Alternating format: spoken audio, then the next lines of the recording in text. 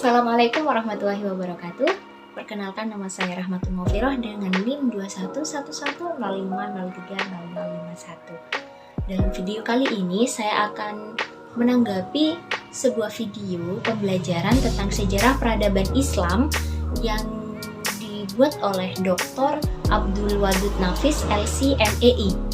Nah, sebelum dilanjut saya akan mereview sedikit tentang video pembelajaran tersebut, bahwasanya sejarah peradaban Islam.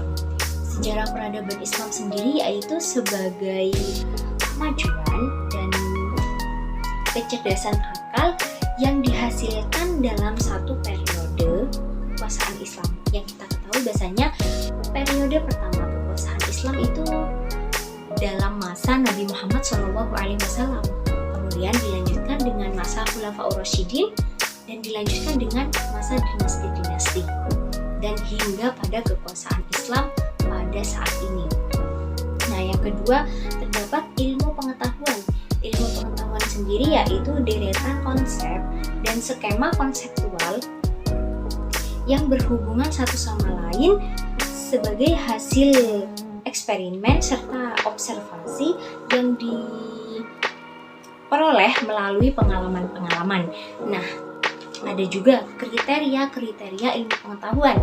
Pertama, memiliki objek yang jelas. Kemudian ada memiliki metode. Yang ketiga, disusun secara sistematis. Kemudian menggunakan pemikiran yang rasional. Kemudian yang kelima, kebenarannya bersifat objektif. Dan yang terakhir, memiliki tujuan.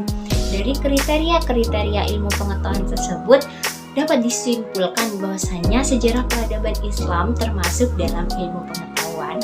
Nah, sejarah peradaban Islam sebagai ilmu pengetahuan sendiri itu sangatlah penting bagi kita umat Islam pada era milenial ini. Karena apa?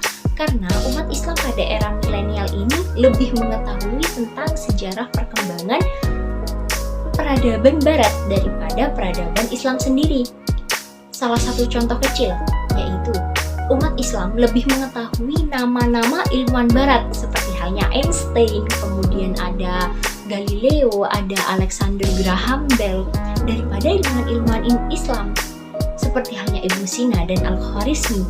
Jika kita ketahui, jika kita mempelajari lebih dalam bahwasanya Ibnu Sina merupakan ilmuwan sebagai rujukan dari ilmuwan Barat lainnya.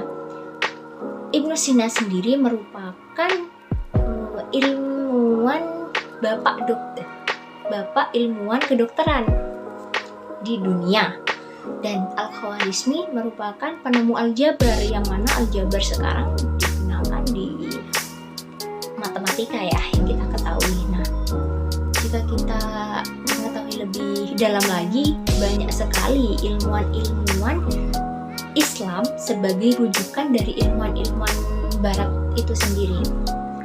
Nah, jadi sejarah peradaban Islam sebagai ilmu pengetahuan itu sangat penting untuk kita di era milenial ini, karena agar sejarah peradaban Islam tetap dilestarikan, tetap melestari, tetap ada pada era milenial ini, tetap diingat oleh umat-umat dengan adanya sejarah peradaban Islam sebagai ilmu pengetahuan. Untuk melestarikannya, kita jadikan sejarah peradaban ini sebagai ilmu pengetahuan, yang mana ilmu pengetahuan tersebut dimasukkan dalam metode pembelajaran kita. Nah, karena kita ketahui sendiri sejarah dapat diubah oleh orang yang menulis. Sebelum sejarah itu diubah, maka kita harus melestarikan sejarah yang asli. Jangankan sejarah, hadis aja ada yang memalsukan, apalagi sejarah, ya kan? Nah, cukup sekian tanggapan yang dapat saya berikan. Mohon maaf apabila ada kesalahan dari pengucapan ataupun yang lain, karena saya sendiri masih belajar untuk mata kuliah yang saya tempuh pada saat ini.